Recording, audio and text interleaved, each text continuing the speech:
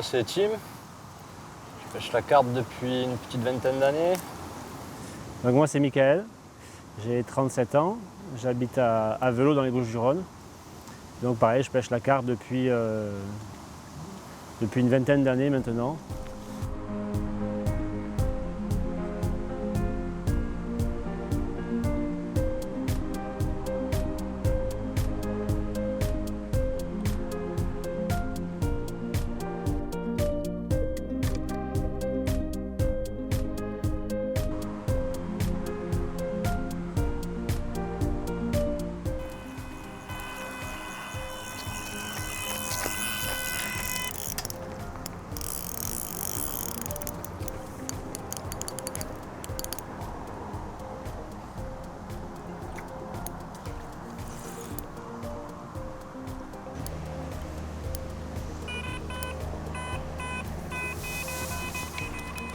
À toi Tim.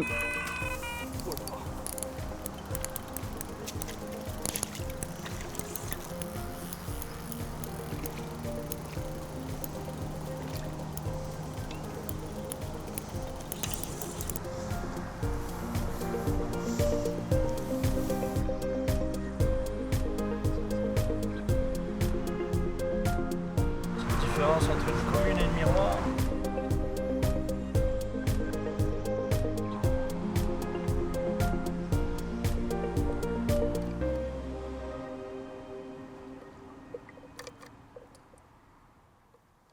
Le fait que les pêcheurs aillent de plus en plus régulièrement avec des appâts de plus en plus riches et de plus en plus de quantité fait que les poissons, voilà, évoluent très rapidement.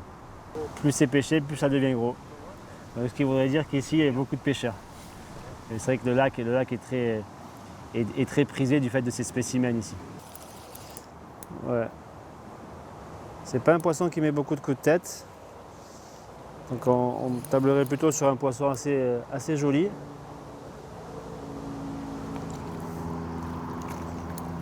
Super!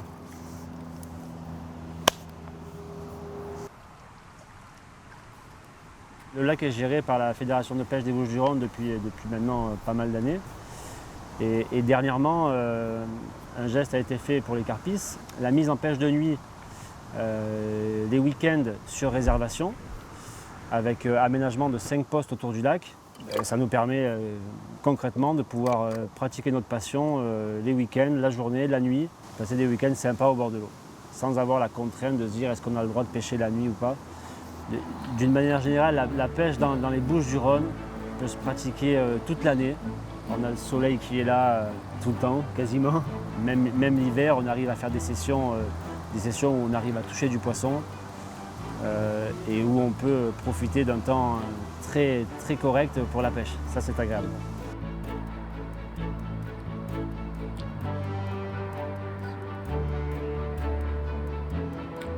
Le lac est géré par la Fédération de pêche des Bouches-du-Rhône. Et c'est vrai qu'il est régulièrement poissonné. Et depuis quelques années, on y trouve de plus en plus de beaux sujets. Des sujets qui dépassent maintenant largement les 20 kg. Et aussi beaucoup de poissons. Beaucoup de poissons dus au rempoissonnement. On y trouve des carpes miroirs, carpes communes, des amours blancs, de l'esturgeon. Et ce qui est sympa, c'est que ça fait des combats différents. La carpe ne fait pas les mêmes combats qu'un esturgeon ou qu'un amour blanc. Ça fait que le challenge est toujours différent et c'est ça qui est attirant dans la pêche, c'est qu'on ne sait jamais sur quel poisson on va tomber, même quand on est à la pêche à la carpe. Ça peut être un esturgeon, même des carpes koi. Donc voilà, le challenge, à chaque départ, on ne sait pas sur quoi on va tomber, et c'est ça qui est vraiment intéressant. Ça, c'est la pêche d'entraide.